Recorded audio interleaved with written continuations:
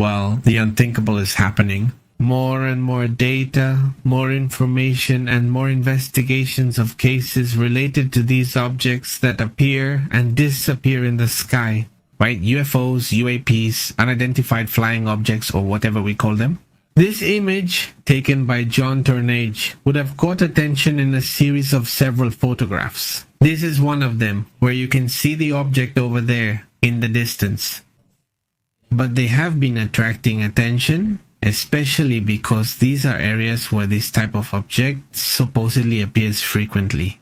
So to speak, right? I mean, what is known about this case? Well, something strange has been flying over the Yorkshire area in the United Kingdom lately.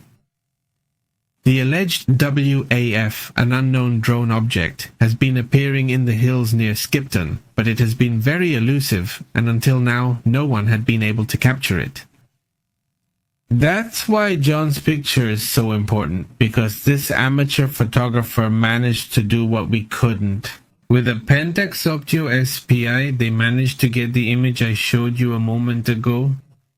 The strangest, most mysterious thing is that in all the pictures, it appeared kind of blurry, right? But then he claims that he took other pictures of the object from right in front of it. And it doesn't show up in the picture, in the camera, the result of there was nothing in the shot. Thank you, it was very strange for him, he says. The most enigmatic thing is that the object appeared in only one photograph out of the 12 he took. In the other images, it doesn't appear. The object has the classic disc shape. Well, it's very well known. The phenomenon was captured, it stopped for a moment, and formed a kind of arc of clouds perfectly over the hills. Both then. People who were there started trying to capture an image of this object, but they couldn't get any results. But he had a more professional camera. And he manages to capture mainly this image, which doesn't say much, and unfortunately the image is very poor.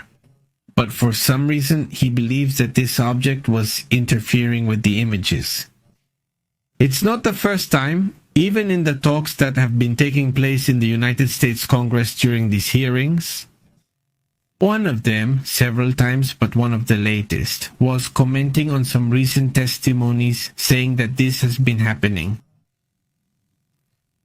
When these objects appeared, cell phone and radio systems have been failing and all of that.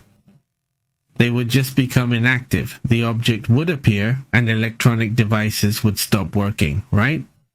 They could only detect and photograph the objects on radar when they were far away. But as they got closer, they stopped working. That's a topic that's already been discussed a lot in different testimonies, right? But it's being corrected, let's say, right? I'm sure they'll report it. The phenomenon was captured when Tunan stopped. This person stopped to photograph this object. Out of the two images, as I said, only one really came out, right? The theory suggests some think it's an experimental craft, while others believe it's something else. But the discussion is always the same, right? What are these objects really about? Another very interesting situation that caught my attention today, I wanted to tell you about it. In fact, I wanted to tell you this story since yesterday. Well, I wanted to tell you this story, but it's very, very interesting, very curious. It's the story of these three nuns. Sister Regina, 86 years old. Sister Rita, 81. And Sister Bernadette, 88 years old. All three are in their 80s, yes, but not because they were born in the 80s, but because they're in their 80s.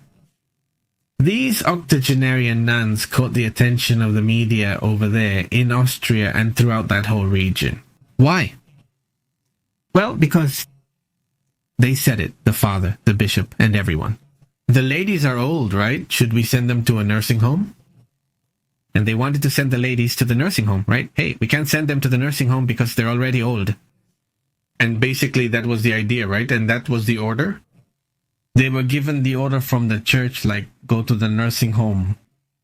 And the ladies said, oh no, we're not leaving, and we're not leaving. And the ladies, well, they say we're self-sufficient, we don't need help. We can live here without any problems, without bothering anyone, right?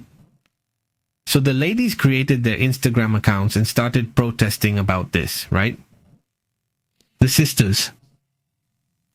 They are in a convent in the Alps where they spent most of their lives, and they want to stay there until the end of their lives.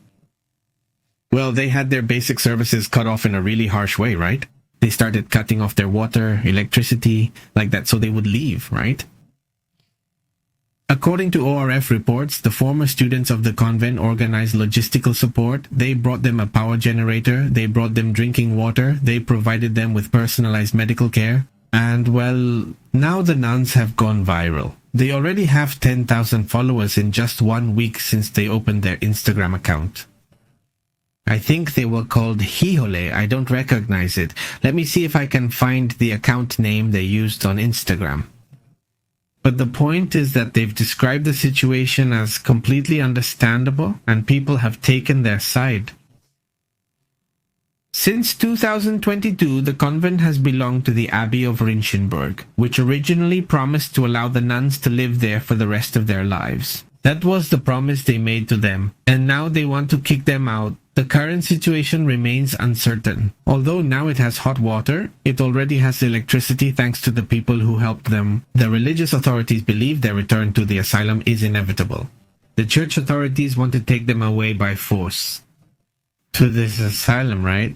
Boban? Well, I hope that... Well, that they respect them, right? So if they don't want to leave, then they shouldn't go, right? Basically, right? The three of them help each other. The three of them. So let's go. Besides, there are plenty of people who want to help them, right? But anyway, thank you. Do you remember this case? Do you remember this case? Remember the case? It's quite well known, right? It's... Luigi Maggioni, correct? This person here? He's accused of being the one who shot the chief executive officer of an insurance company in the United States, right? And they said, let's see. How is it possible that this person is... If he's the culprit, would he really be walking around? After days of having fled and being able to leave the evidence somewhere else, having thrown out the trash, all the so-called evidence was actually in a backpack. I mean, they say, how is it? Like, what's the logic, right? He already did what he did. The one who did it, the one who carried out this attack, the one who really did it, we don't know if it's him or not. Well, huh? First, he had to make a gun with one of those printers, right? 3, he made the gun, and besides that, this one? He really planned everything well, didn't he? He even disappears right in front of everyone, etc. And then suddenly they find him with all the evidence in a backpack, right? Well, the thing is that there's a resemblance between the person who has a similarity in the eyes. Although the eyebrows are also under discussion. Well, a judge has already dismissed 2 of the most important charges against Luigi Maggioni. So let's get into the details, right? Judge Gregory Carroll determined that the evidence presented was legally insufficient to support the terrorism charges. It was one of the charges they wanted to bring against him. Maggioni also faces other serious charges. He hasn't been cleared of everything. He has charges, for example, of intentional second-degree murder at the state level and a federal murder charge, which keeps him open for trial in a separate case. High profile. The defense tries to dismiss the case, claiming double jeopardy, but the judge denied this motion. Maggioni had a small win. They dropped the terrorism charge and another one. He still has many problems. It was also requested that his state trial be suspended so he could first face the federal trial, which could lead to the death penalty. That was requested but denied. Right now, Maggioni is in jail as a model prisoner. His behavior toward the police and his fellow inmates has been exemplary, which is why they keep him there. He gets special treatment because he has been extremely kind and cooperative in everything he's been asked to do. He also receives an impressive amount of letters, and they make sure that he reads all of them, though he doesn't reply to all. They send him all sorts of things, as you can imagine. Everything from photos, images, all kinds of stuff. Attorney General Bambondi described the incident as a premeditated and cold-blooded murder. But she doesn't determine this. A judge will decide that. So we'll see what happens. We'll see what the defense does. We'll see. So how is this topic that's generated so much discussion and debate going? First, is it really him? There are obviously many similarities. And the fact, well, of how the case has been handled. Also that it has been highly publicized and there has been a lot of pressure for a quick result. The defense responded well, saying, well, wait, why rush? Let's proceed step by step. Also, today there's some pretty important news in the world of cinema. Because an actor, someone truly iconic in American cinema, has passed away. At least it's Mr. Robert Redford, who passed away at 89 years old in Utah, over there in the United States. He, by the way, is the founder of the famous Sundance Festival, a festival that is in theory focused on independent cinema. On cinema. With good content, let's say, with interesting content, right? This one? That talks about topics, let's say, about society, right?